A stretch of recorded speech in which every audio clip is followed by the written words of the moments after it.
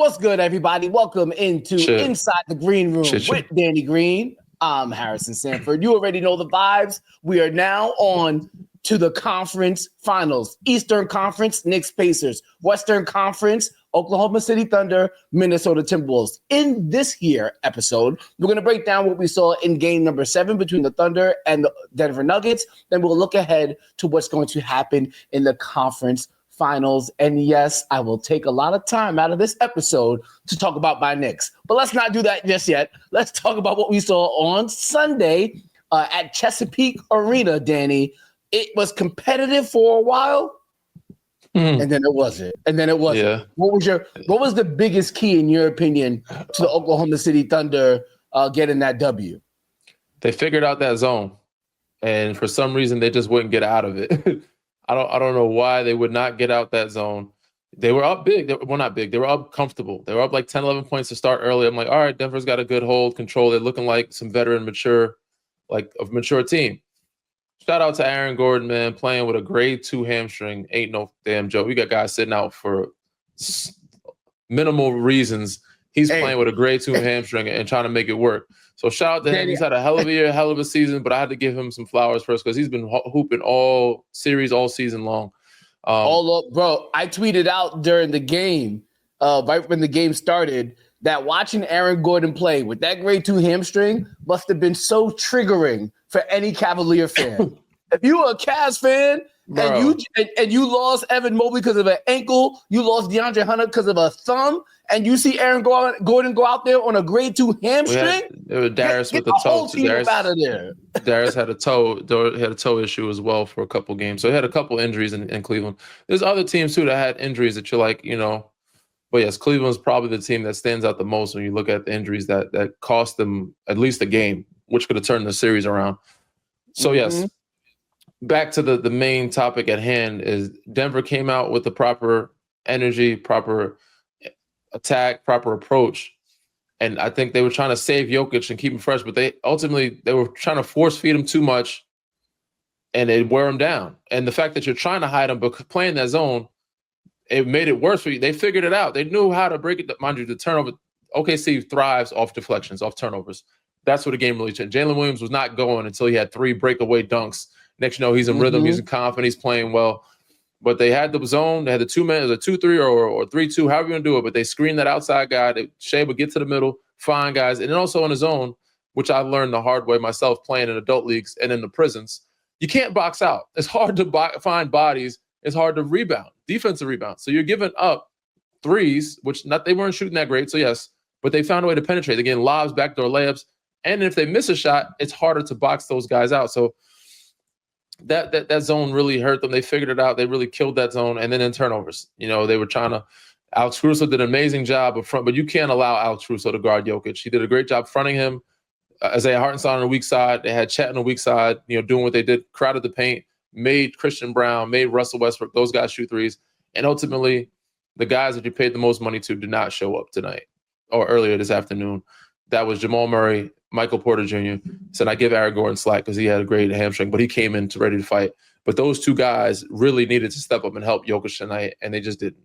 They just didn't have it. I don't know if they were fatigued, mental fatigue, but Jamal Murray didn't get in the rhythm or flow of the game. And MPJ just he was so good at not only knocking down shots, but impacting the game, rebounding, ducking in, those small things. Even if he wasn't hitting shots at 6'10", I just didn't see that same fiery energy or the same chip on the shoulder edge that he had, and I've seen in the past. So, but yes, give it up to OKC, man. They played a hell of a game.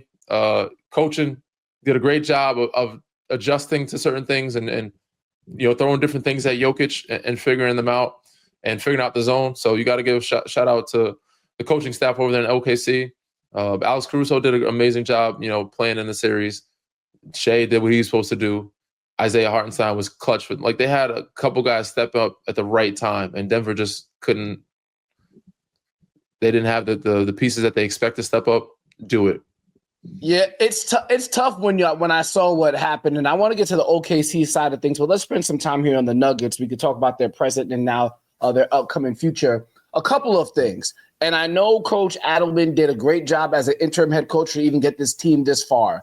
But I was disappointed, Danny, that that they could not find an effective way to get Jokic the ball. And yes, it would have been better if Westbrook hit open shots. It would have been better if there's a better way to post feed him. Find him in place where he can't double. You got to find a way, bro. You got to find a way. I know Alex Caruso, and we're going to talk about this. OKC gets away with a lot of handsy defense. I get it. They do have some long defenders. I get it. But you cannot let them get away with having Alex Caruso guarding Nikola Jokic. Again, I'm not a coach. I don't know how to diagnose it, but they have to pay for doing that. That can't, if anything, that has to be a net neutral. That can't actually be a positive for them, and it was a positive for them. That you can't have that happen. And again, I know he came as an interim head coach. It's a lot to put on his slate, but he's got to help that team figure it out because, in my opinion, that shouldn't have happened. I agree, but I don't think a lot of it was the personnel. And I think if Jamal Murray and Michael Porter Jr. play their normal way of playing, of what we've expected them to play, the floor opens up a lot more for Jokic to get the ball at that high post where nobody can double, or even in the post or Malone spot. So once again, I give a lot of credit to Alex Caruso and the guys that switched on him, because even Jay Williams switched on him. Wiggins, they had a bunch of guards. They played small lineup without Chet and Hartstein at one point. And I'm like, why are they not taking advantage? Like, they got to find a way. And everybody's screaming at the TV, yo, you got to cut. I'm like, no, cutting crowds to paint more. Paint more. Like, you got to have guys that at least knock down shots or be a threat to knock down shots where they can't sag off them. Having Russ bringing the ball up and Christian Brown bringing the ball up. Christian Brown did hit a couple shots early, but to paint feed or post feed them, when they can just sag off, you have Chet guard them or Hartenstein guard them, sag off, and then play two. Then they cut to the dunker. Now they're able to be on the weak side. Does not help you at all. So OKC had a great defensive game, but offensively, those guys didn't play to their standard, and they didn't have the personnel to figure it out. And so at some point, you got to get out of that damn zone. That zone just killed you, man. They were just getting lobs, dunks, rebounds, cut to the paint, free throws. They figured out, even if they're not shooting, they obviously hit some threes eventually, but to start, they started really slow, and they still was cracking that zone time and time again. Every time I looked at it. I still think this core four of Michael Porter Jr., Jamal Murray, Nikola Jokic, and Aaron Gordon, I think it's sustainable. But yes, what is major key, and this is maybe Calvin Booth, the former GM, this is what he saw, and maybe this is where Michael Malone, maybe and him butted heads. It is imperative that Christian Brown, Peyton Watson, Julian Strawther become 3-and-D players on this team to complement everything else that they got. Christian Brown is on his way there. Strawther shoots not consistently enough. Payne Watson, very lengthy, athletic, defensive guy, but he has to develop a three ball. But yes, you're correct. They do need those. And this is not like Cleveland situation. This team is a group of formula that can win. And they've shown that they can win. But if Aaron Gordon's not injured, I think that changes things. And if those other guys play a better basketball, like we know they're capable of, this is a team that could have easily come out the West. Easily. So This is a formula. I know they asked Jokic, can you win with this team? He goes, obviously not. We lost. No. Yes, you've won with that group before, with that core. You had some pieces to help, but you can. It just didn't happen this year. But yes, this is a group that I would say, keep together and try to surround them with the right pieces. And to Calvin Booth's point, those 3-and-D guys that can really help them take that next step, you can't get them in free agency. They're too expensive. They cost too much money. You have those 3-and-D helpers. KCP is now $20-30 million. KCP's getting $20-30 million in Orlando. Exactly. Yeah. You need those guys that help. They need to be guys on their rookie scale, or they need to be veteran guys who are good with the taxpayer mid-level. Like that's it. Yeah. And unfortunately, that just didn't pan out for them. I still think they're going to be in a great position going forward. Jokic is going to take the summer off. He's going to come back and be the best player in the world again. Especially if you don't get that MVP. If you don't get that MVP, he's coming back. He's coming back with a vengeance. Here is where the NBA, two things about this series where the NBA missed its mark. Number one, they should have had the MVP announced before one of these games. I joked on Twitter, Danny, saying that they should have suspended the MVP trophy from the ceiling at midcourt, kind of like midcourt, right before it's the like game. Like you know how they do it in what's that called in wrestling with the ladder match? Yeah, when they get on the top, they're just like they got a sting coming from the ceiling. Yeah, I thought that would have been dope, but They missed the mark there. They missed the mark there for sure. But more importantly, maybe this is something more to think about in the future. Aaron Gordon pointed it out after the series was over. He said he wishes that the NBA did a better job at spacing out the playoffs. And he said, and if you look at the Nuggets schedule through the first 2 rounds, they played every other day, Danny. Yeah, now, they didn't have 2 days in between. It's just crazy. The only time they had 2 days like in between. Bubble. The only time they did that was like in the bubble. That's when it was like every other day. Like there was, especially, well, now it's down to the Final Four, so it's harder with the Final Four. But when you have 8 teams, you can space out some days, sometimes. You don't have to rush, but it's really upon you. Once you start into the lengthy part of the series, it's every other day. After the first 4 games, 5, 6, and 7, they're not wasting time. They're trying to get the ratings first of all and try to get to the next round. So if you want more rest, you got to win sooner. Yeah, for sure. They could have won sooner. They could have had maybe if they had a better regular season, they could have had maybe an easier way to go. A lot of different things came into factor. If they had more depth, then Aaron Gordon wouldn't have had to play as many minutes. So there's a lot of factors there, but I do think there is some credibility to what he said. No NBA 100%. Team throughout the course of the season ever plays 14 games in a stretch of 28 days. Like that doesn't happen. So for both rounds, it was every other day. Every other day they were for both rounds. Yeah. So they played So if they played 14 games, and if every other day, there's 29 days because this last game 7 they had 2 days rest. So no team in the NBA plays 14 games in a 29-day stretch. I don't. That doesn't happen during the regular season. So they did go to 7 games for both teams. They won 7 games for both teams. Wild. Yeah. So that's not good. Formula for destruction and injury. So so that's why that hamstring came around. Mm-hmm. So I do think there's some merit here. I don't think the way the first round was played this year, Danny, I don't think we would have minded. Like there was one night, day. Danny, where there were 4 games on. We didn't need that. You didn't need that. You don't ever need 4 playoff games. All you need is 2 or 3. 2 or 3 is good. You know what I'm saying? Like, yes, they should have did a better job. And I'm sure they'll look into it and probably circle the block next spring, next summer to make sure that it's better. But hey, man, Denver had a hell of a year, man. They had better than I expected them to be, especially with the injuries they've had. And he said he hooped. But I'm sure Jamal Murray's looking in the mirror. I'm sure MBJ's looking in the mirror and saying, I got a summer ahead of me, and they're going to come back different attitude, different approach, different type players, and take care of their body. So they're going to be good. And if they keep everybody, I don't know if they move up anybody. There's a lot of money, big contracts, but I think they'll be good if they keep those guys and develop the youth. So it'll be interesting. Definitely, for sure. Okay, don't get too into the preview of Timberwolves Thunder just yet. I just want to circle back on something that you said. You've made multiple appearances on ESPN and FanDuel, and you've talked about your lack of belief in the Oklahoma City Thunder. Yes. Now, granted, they won this game because they're a very good defensive team, because of Shea, but they also won it because Denver broke down by the end of the series. For and you, your commentary about the Thunder was, do they have the experience? Did they prove to you that they have enough experience to be the favorite to win it all now? Now, yes, because of my lack of belief in everybody else. I don't. Okay. There's so much inexperience across the board now that it's like it's up for grabs, and I think they're very much the same experience as everybody else that's at the table. So as much as I lacked faith in them, I lacked way more faith in Minnesota. Like I thought Minnesota was a good team, but I think most of the year I've expressed how much I didn't believe in them as a Western Conference Finals or a Finals team at that. So them getting to Western Conference Finals is overachieving in my book.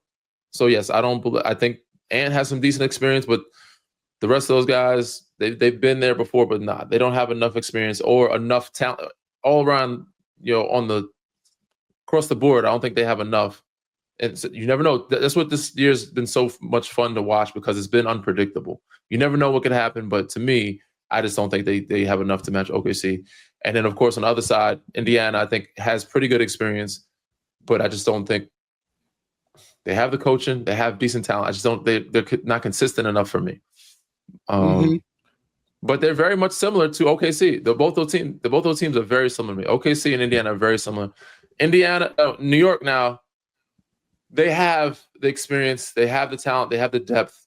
Only thing that scares me and shakes me about them is just the minutes on the road and the fatigue, the mental fatigue, and the lack of depth. They have everything, but they're very front-loaded and no bench work. And when you get further into the playoffs, it takes more of a mental fatigue, it takes more of a mental stamina, it takes more of a physical stamina. I don't know if they'll have both of those because they're so front-heavy and they rely so much on their starting five for everything. Mitchell Robinson helped a ton. Campaign's got to do something. Deuce helped. Deuce helped too. They're going to need those two guys, Campaign and Deuce, to help a lot. But I think the further you go, you're going to see, just like last year, I'm hoping that nothing happens with their bodies physically, but mentally, I don't know if they're able to mentally lock in, especially all five of those guys, to outlast the other opponents who have the depth and can stay fresh. Well, okay, we'll get into that in just a second, but I will say that when you do get to the finals, that's when you start getting actual break time in between games. Like the game 1 is Thursday, game 2 is Sunday, then you don't play again until Wednesday, then Friday, then Sunday again. It gets spaced out, but these conference finals are every other day. Yep. The Knicks' depth will be challenged, but I also, as I've continued to watch and cover the Knicks, I've started to appreciate Coach Thibodeau's mentality about it, and it came out during this Boston Celtics series. Mm-hmm. And one of the reporters asked him, he said, "How is Cat doing with it?" Because Cat had the thumb issue, and Thibs basically said he's fine, and it's part of the reason why I have guys play during the season even if they're hurt, because I want them to know be used to it, what it's like, to know that they can still play well when they're hurt. I think, and I thought it was a fascinating way that he said that, because yes, you guys always believe that they could play hurt, but when you have proof that you could not just play but play well, you got to condition your mind and your body for doing it. Yeah. I thought that's again, Thibs gets killed for the minutes thing, and I've killed him at times too. But I thought when he phrased it like that, I gained a greater appreciation for his approach. When you bring that to my attention, it brings back a time of when, I don't know if it was a trainer or a coach that asked me, like, are you a guy that has to be 100% to play well, or are you able to play banged up? And then I think now thinking about it, I think he was playing a mind game with me, trying to see where my head was and my mind was. And I was like, there's never in a season where you're 100% healthy. You're never going to be not banged up. And I never was a guy to miss games. You know what I'm saying? I didn't miss time like that. If I was banged up, I'm going to play. If I'm able to go, I'm going to go, unless I was really hurt or really sick. And that was very few times, especially during the San Antonio years. But I got used to it. Early on in my career, it was like, in this league, I was like, damn, I got to be 100%, because if I'm lacking any type of, because mind you, I wasn't in rotation like that. If I have any type of hindrance of something, I can't keep up with these motherfuckers. Like, I need to make sure that my ankles are good. But once I got into playing and I made a rotation, I was like, all right, I'm good enough, and push myself through, be able to play with some injuries. I was like, all right, I'm good enough. Like, I could figure it out. But if I sat out every time there was an injury or a bump or bruise, I probably would have never been mentally conditioned or have the mental stamina to be able to think like that, or to be able to fight through it. So it is a key. And I said, I appreciate it, but also there are times where it can bite you in the ass. It can hurt you. Yes. Certain times regular season, you push it when you need to push it. And certain times regular season, you rest them. Playoffs for sure. Aaron Gordon, that's what he's supposed to do. Fucking get what you need to get, wrapped up, shot up, pills, whatever. Make sure you're able to play and don't pop nothing, but put your body in the line. But regular season, small bumps and bruises, yes. But if it's something serious, sit through. But the only thing that concerns me about New York is the mental and physical stamina that they need, because they're so front heavy, top heavy, to get that. Said now they can get there, but I don't know if they can outlet. Like, it takes a lot to win 16 games, brother, and it's mostly mental. While we'll break down the Knicks. Yeah, we'll break down the Knicks paces in a moment. But let's continue with the Thunder now and then get back to. So you believe you don't? I think the way I'm translating what you're saying here, your question about the Thunder was, do they have enough experience and maturity down to win close games? They did have some moments in this series against those teams that I thought would be be around and be around. Those other teams. Yeah, Denver was the only to me. I mean, the first round, who do they have? Memphis. To me, Ja got hurt. It wasn't really a test. This Denver OKC series was a series of like the real test, and who would really, to me, it was going to be end up the last team standing, because those are only teams around. Denver had the experience, and OKC just has the talent and depth. And I thought it goes through the West. Everybody else went home. Lakers, Clippers said only if OKC matched up with one of those teams that had the experience and the talent, and it came down to fourth quarter, what would happen? Now if Denver didn't fall apart, what would OKC look like at a close game and a game 7? Who was going to show up? What young guys? Is Chet, Jalen? I don't know what Jalen Williams will look like if that game stays close. You know what I'm saying? Like, it'd be a different aspect. And they're going to be tested in this round. Mind you, to me, Minnesota's good, but they're not. I think Denver was their greatest test of the playoffs until they get to the finals.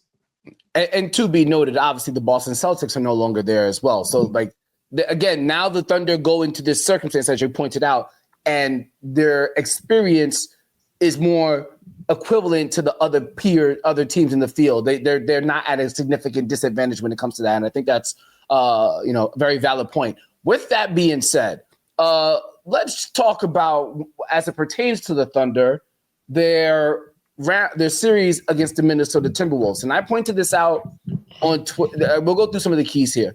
I pointed this out on my Twitter account, Danny. I was watching the game, and I said, if I am Chris Finch, the moment the series is over, I am sending all of the film of Alex Caruso, Lou Dort, Jalen Williams, Shai Gilgeous-Alexander, Cason Wallace. I'm sending the film to the league, and I'm saying we cannot have all of this very aggressive hand play not be called during the Western Conference Finals. Like it's the playoffs, brother. They're gonna let it rock. OKC is a great defensive team, and I'm taking nothing away from them at all. I'm with you. So the only adjustment I would say, if you call it, but you got to make sure your team does the same thing.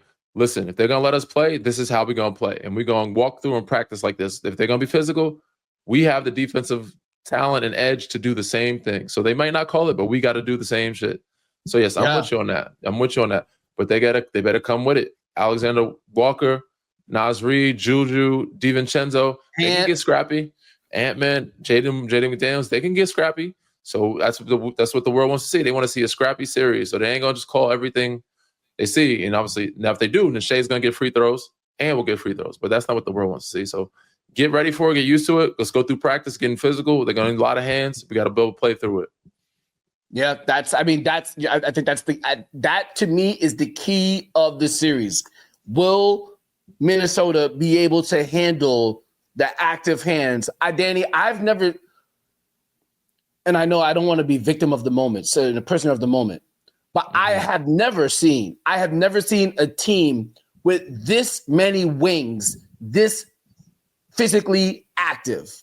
Like, I've seen very active one-off defenders. Yeah, but down the line, bro.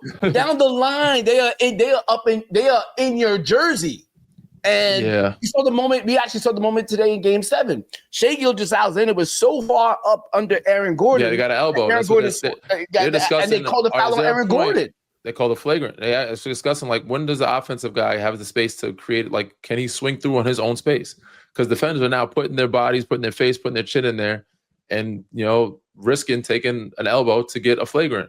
When it's like the offensive guy, he's all over the offensive guy. He has no room to even move. So, and I think Doris Burke was the one that's pointed out. RJ was calling a game, Mike Breen, like they're all talking about it. So, yeah, Shai's in there, they're getting physical. But it's the basketball we love to see. Just it's the too early 2000s, you know what I'm saying? The 90s, early 2000s, physicality. So Minnesota better get used to it. I'll tell you that. Better get used to it. That's for sure. I think it's what so that's key number one. Key number two for me here, Danny, is the front courts. Naz Reid, Gobert, Randall versus Chet and Isaiah Hartenstein. For the past two series, the Minnesota Timberwolves their big men have lived in luxury, taking on the Lakers and the Golden State Warriors. Can they Can they get more possessions? Will they be able to offensive rebound? Like, we know how much of bully Julius Randle can be at the boards at times. We know that Rudy Gobert, he's just size. He has the length. Can they continue? They don't have to. They're not going to dominate the boards like they did in these past 2 series. But if they continue to have an advantage there, because they don't shoot great enough. That's another thing. So both these 2 teams aren't great shooting, especially Minnesota. They don't shoot well from the perimeter. They're going to have to rebound. And I don't know if Rudy will be able to bully, and Julius and Nas will be able to bully Isaiah, Chet, and them. But yes, I'm with you. That's where they need to take advantage if they can. That's another one for me. And then finally, it plays into the same thing, Danny. It's almost like, okay, the last one. Here's my last one. And this is really where Chris Finch and Anthony Edwards, they're really going to get challenged. Mm-hmm. Will they be able to put together an offense that allows Anthony Edwards to shoot the ball when he wants to? Like, and that's number one for me. Rightfully so. He's got to find a way to get him out of the doubles. He's got to find a way to beat the double teams and not just give in to him. That's been the whole thing, all playoffs, last couple series, where guys have stepped up, made shots. I don't know if he has enough around him just to trust them and be like, all right, cool. I'm going to get off the ball and swing it out of this double team. And Nickeil Alexander's going to hit a shot. Nas Reed will hit a shot. DiVincenzo, Julius is going to come. Some of them will play well, but not enough to beat OKC in 7 games.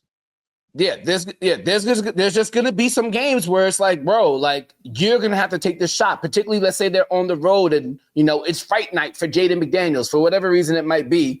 And he's not playing well. Like, I praise Anthony Edwards for trusting his teammates, and I think he's doing the right thing. But at a certain point, like, if the game is on the line, I don't want him to have to get double. Like, there should be a way that he should get a shot up without being double teamed.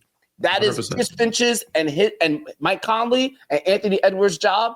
Yes, play to your advantages. If you essentially turn a possession to a 4-on-3, that usually works to your advantage. But there are going to be certain times in the game, certain times in the series where you cannot get double teamed. You cannot 100%. Let that happen. So let's see how that plays out. All right, let's go. Let's do predictions here. Who wins this? And now because now that we're in the conference finals round, there's also an award too. So tell me who wins the series, how many games, and who wins the Magic Johnson Western Conference Finals MVP award. SGA, OKC, 6 games, bro. If they do what they're supposed to do and play the way they've been playing all year round, this team is a better team than Minnesota. And the things that you mentioned, the keys for Minnesota for them to stay or win the series, I don't think they get done. They got to find a way they need to be able to attack Chet. They need to attack, or take Jalen Williams out of the game, which still they have a lot of guys. Like I said, I think they can't win without Jalen Williams playing well. They damn sure can because they're that deep. So they got to find a way to attack Chet on offense, get him in foul trouble, make sure Jalen Williams and try to make Shea beat you one-on-one by himself. Then you have a chance of winning. But they have so much depth from Alex Caruso to Wiggins to even Isaiah Joe come off the bench sometimes. But they have a plethora of bodies that they can throw at Ant. And I just don't see them coming out of the series. And I think it's OKC in 6, SGA, Western Conference Finals MVP. I can see a scenario here, Danny, where it's OKC in 5, but I'm going to give Minnesota a little bit more credit than that. I'm going with OKC in 6 as well. SGA end up being the Western Conference Finals Magic Johnson MVP. I think an underrated aspect of this as well, Danny, we've seen Lou Dort have certain series where he's taking players out of it. Last year, he took Brandon Ingram out of that first round series. I think he did a great job on Jamal Murray this series. I don't think he's going to guard Ant because I think Ant is almost somewhat undeniable. I think he's going to be put on Julius Randle, and I'm going to be very curious to see what type of Julius Randle be getting the Western Conference Finals. He's played well throughout the course of the playoffs. I give him major props, but we have to recognize how poor defensively the Lakers are. We also have to recognize how undermanned the Golden State Warriors were, how limited they were. I think this is a unique challenge for him. If he overcomes this one and plays well against Lou Dort, it's going to be ching-ching for him this summer. That's for sure. Because he's got some money. It's still ching-ching for him. He had a hell of a year. They've been winning games. I was wilding. Early in the year, mistakenly said Naz Reid was better than Julius Randle, I was bugging. I can admit he's shown why he's been an all-star, and he found a home, found a rhythm, and they've done some good stuff around him and incorporated him with, and he's balling, bro. He's going to get the extension that he deserves, as he should. So he's good. I thought because he had so many years with the Knicks, where the Knicks still weren't playing at a high level, people really weren't tuning into what he got going on. And once like OG came and then they played better when he was gone. Yeah, and he's also getting older. It's like, all right, he might not be he's not old, but he's getting older. But it's like, all right, his game ain't changing much. He ain't gonna, I don't know if he's gonna adapt and adjust. And he stepped his game up. Better playmaker, better 3-point shooter. That's where he got me. He's a pros playmaking, because he was more of a scorer than anything. It's like now that he figured out how to make plays, and with this group, he's become definitely an all around better player, like ball player. Underrated. He was averaging 4.5 assists with the Knicks during that period where OG came, but then he got that shoulder injury. People didn't get to see what he really had cooking. I'm not surprised. But I'm going to be interested to see what he does against Lou Dort. All right, let's go to the next series now.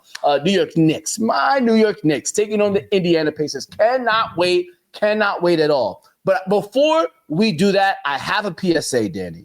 Yeah. To anybody, and I mean anybody, who is making fun of, judging, having criticism of any Knicks fan who celebrated the way they did on Friday night, shut up. This ain't for you. Point blank, period. It's been 25 years. They deserve to do it. You have not been in the trenches. They celebrate like they won a championship. Like they haven't been there in 25 years. So like exactly. That makes sense. It's like they needed to celebrate. They deserve to celebrate. You haven't been in the trenches with Knicks fans since day one. Just shut up and let them enjoy it. You back there judging? We celebrate. Yeah, they celebrated hard. It's their team. Don't tell people how to celebrate. If you just got a job promotion, what you want to do with your job promotion is up to you. Don't tell me how to celebrate. Whether you celebrate, it's a historic promotion. They haven't done this in 25 years. They haven't done it in the 2000s. So like in this century, like, you know what I'm saying? It's a new thing for them. Let them. Yeah, they deserve to celebrate. And something that also has to be noted as well. It was a Friday night in New York City. City usually go crazy anyway. Like, so it's a Friday night in New York City. It's a weekend, starting the weekend. Yep. Yeah, it's the most populated city in America. There's just going to be a shit ton of people, and you don't have to drive. Everybody moves by the subway, so it's not hard to congregate. And finally, it's going to get worse. Yeah. It's gonna get worse. So just be prepared for it, okay? This is how it goes down. Better win. They better win. The only way it gets worse, they keep winning. So yeah, it's gonna get worse. Yeah. It's gonna be a madhouse. With that being said, let's get into the actual breakdown of the series, Danny. I think it comes down to pace. It just comes down to pace. That's it. Go ahead. Indiana's got to keep up the pace. New York's got to, and that's why I'm trusting more in New York, because Jalen Brunson is the guy that can dictate and determine the tempo more consistently than Tyrese Haliburton. Tyrese Haliburton's a hell of a player, and it showed why he's not Mr. Overrated at all. But Jalen Brunson's very special, and I think he can, make him not neutralize, but even more than neutralize Tyrese Haliburton and slowing down his pace and slowing down Indiana Pacers. No pun intended, but just slowing them down to where we're going to play New York basketball most of the series. He can do it on the road. He can do it at home. He knows how to stay poised, draw fouls when it's necessary. He is the key. Now, if he gets somewhat fatigued mentally or physically or whatever happens, then it's out the window. We also need Cat to show up, because Miles Turner has been balling. So has Obi Top. Everybody that comes off the bench. It's going to be a big series for Miles Turner as well. So that Miles Turner-Cat matchup, we're going to see who comes through it. But ultimately, if Cat plays consistently, New York should be fine. This one, I think, is going 7 games, but I'm going to give it to the New York Knickerbockers. Yeah, I got Knicks. I got Knicks in 7. I think Jalen Brunson is just, it's too difficult to think of anybody else who could be the MVP I think you're spot on. It's about pace. It's about how fast the game is going to move. Can the Knicks make it more of a half court series? If you look at the box score throughout the course of the regular season, there were some high totals, but I think the Knicks can selectively run. A guy like OG, a guy like Mikal Bridges. Pick and choose your moments. Yes, because you don't want no Aaron Gordon issues happening with how those guys are playing minutes against the Indiana Pacers, especially if it goes to games 5, 6, and 7, and they're playing heavy minutes. You better pick and choose when you need to run. We don't need OG last year where he had the, you know what I'm saying? So they got to be smart. And I think Jalen Brunson's smart enough to he's a winner, bro. There's no denying that kid. He finds ways and he's going to make the play, especially in the stretch in the fourth quarter. They got a closer. Indiana, Tyrese Halliburton has shown that he can close and is pretty clutch himself. But I'll put my money on big body Brunson. Yes, indeed. We rightfully so. Now, I think again, I have Jalen Brunson as my MVP for the series as well. But I do think the most interesting person in this series, a guy that you just mentioned, OG Anunoby.